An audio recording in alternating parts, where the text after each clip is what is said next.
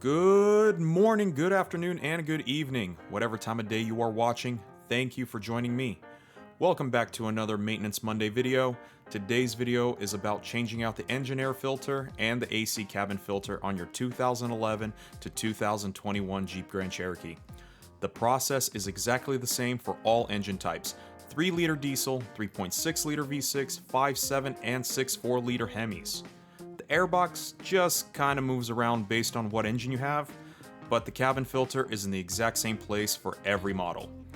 This is super easy and very quick to do, so let's not waste any time and get right into it. Now, you could do this in your driveway, in your garage, in the middle of the street, in a parking lot, or at your neighbor's house, even if they don't want you there. You can do this anywhere. I have a special announcement at the end of this video, so stay tuned. Alright, engine air filter first. Once you've found a respectable place to do this, go on and pop your hood or your bonnet, because if you don't, you won't be able to change your air filter. Now, locate your airbox. It'll be somewhere on the driver's side. Pull back to release the 2 spring clips from the air filter cover. I like to be a little bit more thorough, so I will be removing the air filter cover completely, but you don't have to do this to change out your air filter. If you're following along, grab a flathead screwdriver and loosen the clean air hose clamp. Then pull off the PCV air hose and tuck it away. Next, pull off the clean air hose and lift away the cover. And there's your dusty, dirty, and used air filter. Now, Jeep recommends that you replace your air filter every 30,000 miles or every 3 oil changes. With the air filter out of the way, I'm going to go ahead and vacuum up all the loose dirt and debris inside the airbox, just so it doesn't immediately contaminate the new air filter. If you off-road or drive through dusty conditions a lot, then you're going to want to change your air filter every 20,000 miles. Why? Because Jeep considers this as severe duty conditions. With your airbox now cleaned, you're ready to put in your new air filter. For filter selection, look for a filter that has close to the same number of pleats as the OEM one. Here, I'm using Fram's Ultra Air Filter. I'm not sponsored or paid by them, I just wanted to try out their product and see how it does. With the new filter in, you can put the cover back on.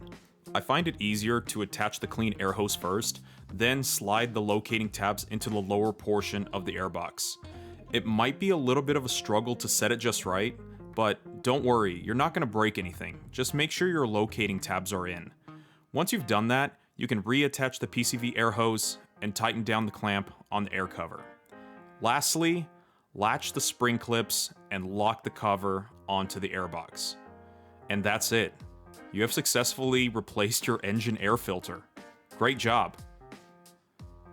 Now, let's do the AC cabin filter. Go to your glove box, open it up, remove all the contents from inside. Then you're going to want to remove the tension tether with the tether clip by pulling down and out. It's on a leash, so you won't lose it. There are travel stops on each side. Push the glove box in, squeeze it, and it should come right off. Now inside, remove the filter cover from the HVAC housing by pulling back on the retaining tab. Grab your old musky filter and pull it straight out of the housing. Mine looks different from yours because it's a K&N reusable filter and it has to be rinsed, dried, then it can be put back in.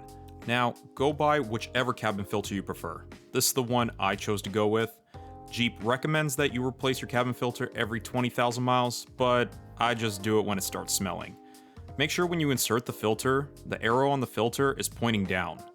When installing the filter cover, make sure all the retaining tabs snapped into the housing. Then, you can put your glove box back on by setting it on the hinges, pushing it past the travel stops so it holds itself up, then grab the tether clip and slide it onto the glove box. And now, for the best part. All the accessories, the hair bands, the body lotion, and all the trash you took out gets to go right back in. Just don't forget your registration and insurance. You'll need those if you ever get pulled over. Okay, that's it. You're done. Thanks for watching. Hey, you've made it to the end. Thank you so much for watching. So, my announcement for today is that my channel has finally hit 100 and plus subscribers now. It is really surprising what 100 people looks like. Like, if you took 100 people together and put them in a room, that's a lot of people watching you. And I would just like to say that I'm really thankful for that. And I really hope that current subscribers and future subscribers, if you're watching, to continue watching. And I hope you guys actually provide feedback down the road. Any and all would be greatly appreciated. It's just, this is a big milestone, 100 subscribers. Next milestone is 250, and we'll just go from there. I will hope to add on to every video that I can about every milestone we hit. So, and it's all thanks to you guys. I really do appreciate it. All the support, comments, feedback, anything. It's really appreciated. So, that's it.